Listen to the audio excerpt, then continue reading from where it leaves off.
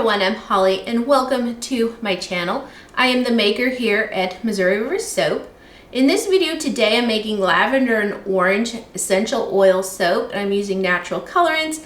It turned out great. I love it and I hope that you'll love it too. So let's make some soap. I am using goat milk today. I'm going to go ahead and add in the goat milk. I like to use just a portion of milk. It adds some creamy factor to it, but it's not a full milk soap, and that's just the way I like it.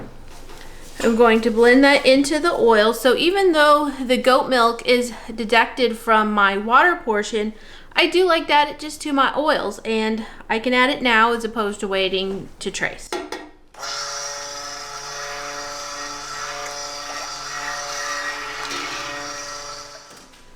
I am going to strain my lye solution today because I made it a couple of days ago and I like to strain out the lye. Now I've already done a batch just before this, so that's why there's already some in my little strainer here. And it doesn't amount to much, but I like to pull it out just on the off chance that it doesn't blend in. And any slight reduction in the lye solution is just going to add to the super fat. I am going to blend this to emulsification because I am going to be splitting it off and scenting it with the essential oil separately.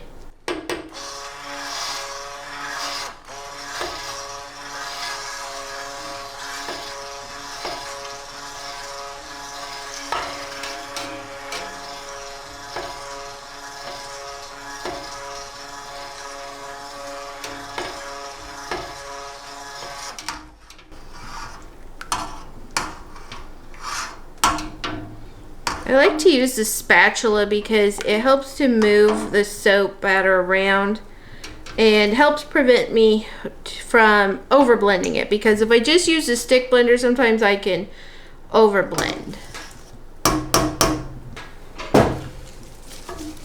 This just helps to move it around and help me just to make sure that we are at emulsification. I'm hoping that it's all gonna fit in these pitchers. I hope. It does make you wonder. So let's see, these are 5,000 ml. A 3,000 ml will usually hold a, usually holds a 5 pound. 1, 2, 3. I guess we'll see.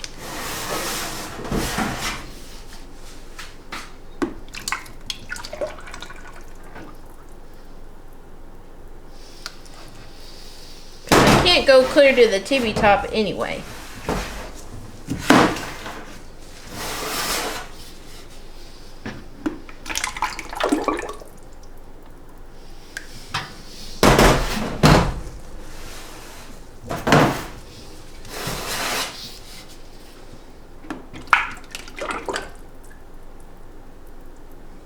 All right, we're pretty close there. Have just a hint more, so I'm just gonna pour. Well, I could probably fit it in these other ones. Yeah.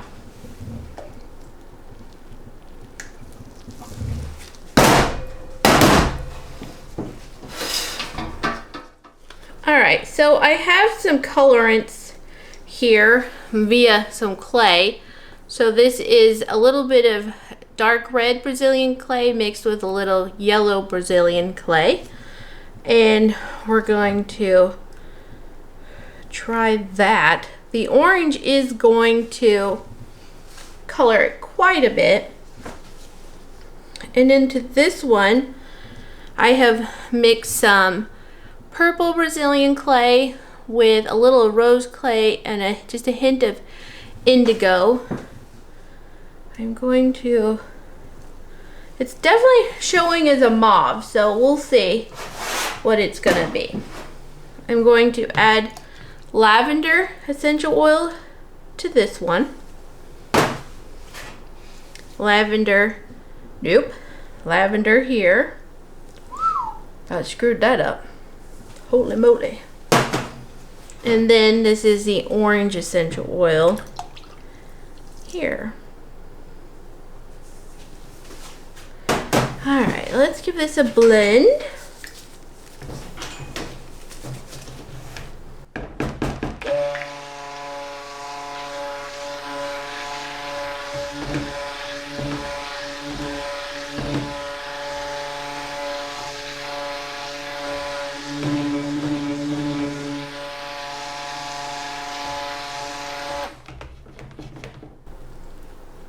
I do want these to come to a somewhat thick trace before I pour.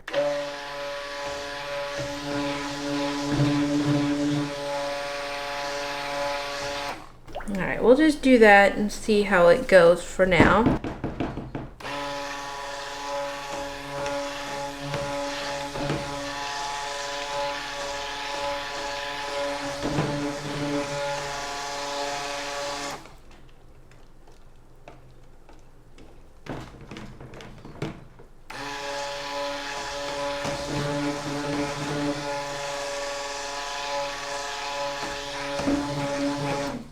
Alright, that one definitely did get a deeper color. It may still end up being rather yellow in the long run, but I think that'll be alright. Alright, so let's see what happens here.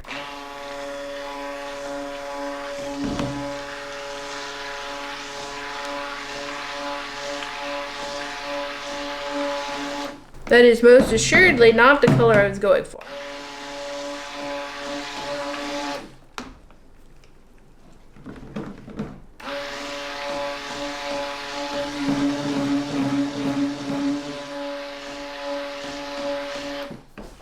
I can add more and just see what happens here. I'm not scraping because there's quite a bit of texture in there and I don't want to have to work that all in.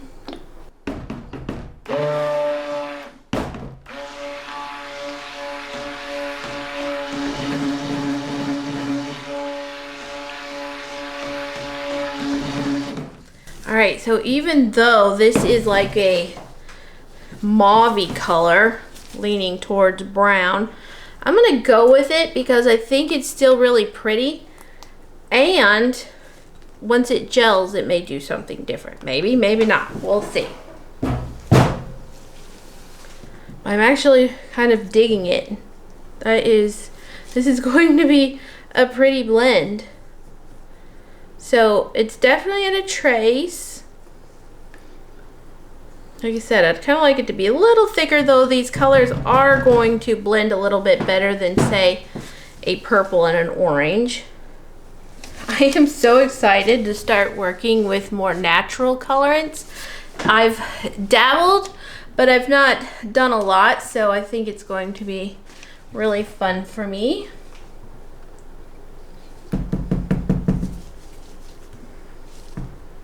So this one is getting really thick, but thick in this scenario is going to be good because I don't want the colors to overblend and muddy up too much. I think I'll put in about half or so.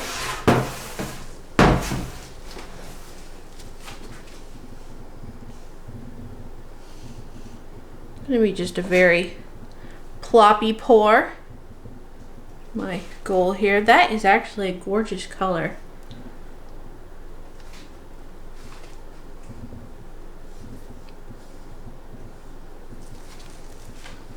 Probably should have left a hint more of that white color. And then I'm gonna add in this orange. Now, my concern was with the orange essential oil.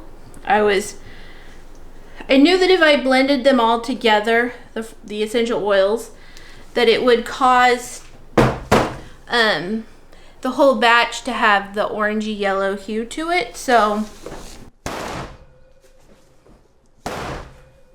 that was what I was trying to avoid and why I decided to split them up. But then that meant that I really did need a little bit more lavender ratio to the orange for this particular batch. I made a lavender lemon earlier this year, which that is just such a classic blend, and people just loved it. I've had so many people ask me to bring it back, and I said, well, I wasn't really prepared to do that one, but I had what I needed to make this lavender orange, so we're gonna give that a try. I think I want to save just a little bit of that for the top.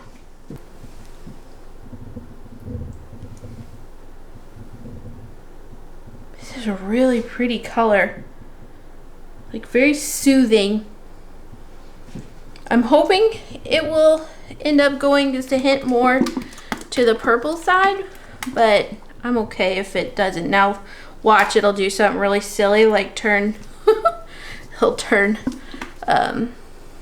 this gray or something, because that would just figure. That's kind of how I operate. I'm gonna save a little bit more of that one as well. It smells so good.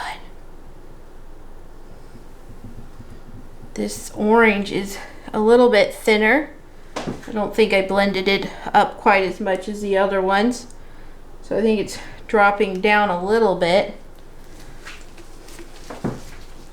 I need to try Alkanet. I've done that before, I think. I looked for it at Bramble Berry, but I don't think they were carrying it anymore. I have a Natural Colorants book, and it's from a lady, Jo. Can't think of her last name. If I remember, I'll get you a link. If I forget, just remind me, please. But hopefully in the edit I will make sure I get that in there. And she does all sorts of natural colorants using she talks about not using clays to get color, and just Alkanet and indigo and just all the different things. And how fun is that? So I really need to be studying that and being a little bit more intentional with my batches, because some of those you have to like infuse your oils, or sometimes you'll want to mix it with your lye solution, etc. Now clays can accelerate a batch too, so that's why I think this one in particular is just a little bit thicker, because I definitely used more clay. But it's fine, we're making it happen. Lavender was one of those I did not love when I started making soap, but I love it now. Oh, it smells so good. I used to do a lavender sampler. I think I did Hungarian lavender and Spanish lavender, and then this 4042, which is what I tend to use the most. Lavender is super expensive. The lavender 4042 gets the job done. A little less expensive, but my all-time favorite is Spanish lavender. I've done a French lavender, too, as part of my samplers. I've done it a couple different times, and it's just so good.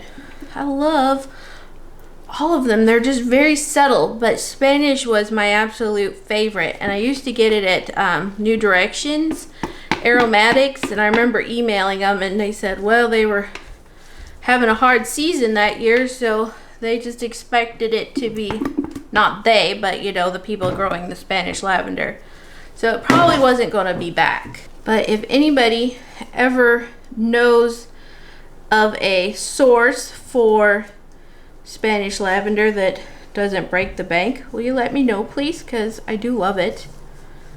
I'm just giving this just a lightest swirl because it's very uneven. I don't know if you can see the unevenness. I have to make sure I smack it down really well still. I'm using kind of the more thick end of this little bottle spatula thing, just so that I have a thicker texture, thicker movement. I was afraid that if I just used this skinny part that it wasn't really going to move it that much. I'm getting hot. I haven't gotten hot. This is the first time I've gotten hot since I've had my new mini split in. It's just so outrageously hot outside. And it's doing fine, but I'm dressed heavy and I'm talking too much.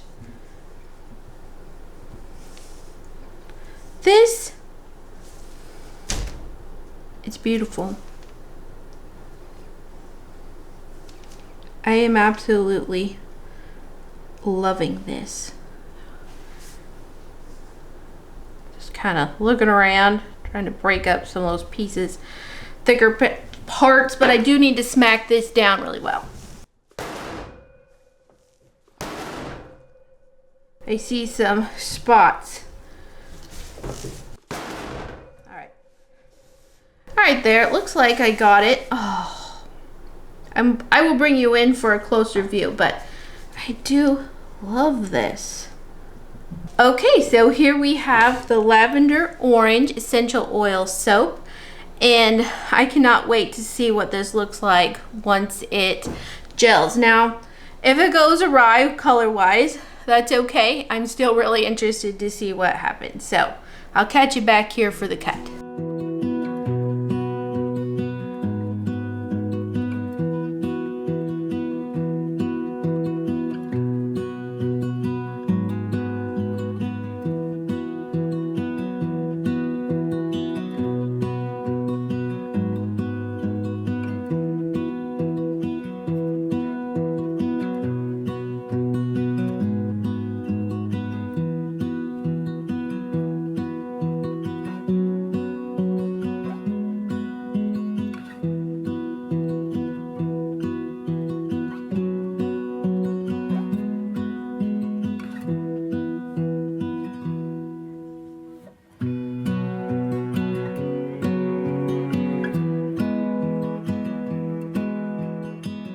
Alright, so I'm in the middle of cutting this lavender orange soap. It turned out so good. I love it. The color is a little bit more mauve-y, but you get the idea of a purple, so I think it turned out great, especially for a naturally colored soap. So I'm happy with it, and it smells so good. Just amazing. I just really, really love how this batch has turned out. I have just a lot of soap to cut today. I came up to start splitting the batches and such. I realized I had 9 batches built up that I needed to split and cut, so I've been up here for a while already. Getting lots of work done today.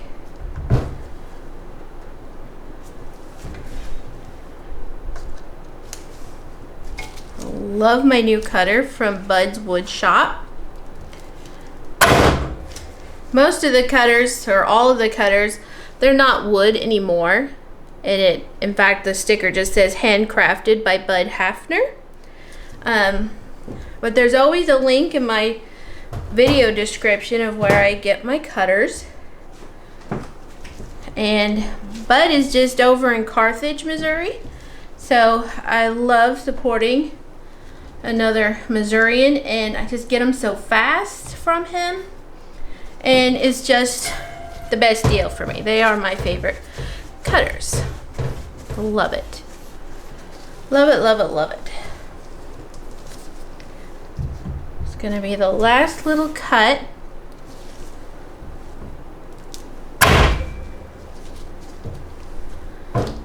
And I just love these bars. They're so great. They turned out beautiful. They smell amazing. Now, it is a little bit stronger on the lavender than on the orange, but the orange is still there and beautiful. And I've kind of gotten into the phase where I don't really look at each bar so much.